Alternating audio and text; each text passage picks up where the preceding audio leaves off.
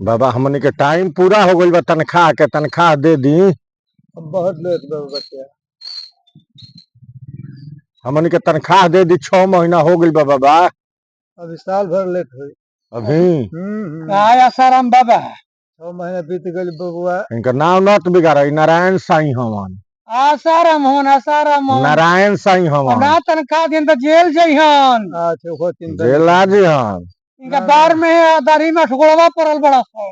भाई भाई 6 महीना ए महाराज जी है जो छोड़ दो ठुकड़वा से निकालवा निकाल। ना हम निकालब, हम निकालब। अरे बाल ए बाबा बोले है जौन बोका निहन दाढ़ी बिया न, तनख्वाह ना देब तो एकरा के कबार देब जा हमनी का। ए बाबा कोगो लइका को हुई हसन हमारा। हां हम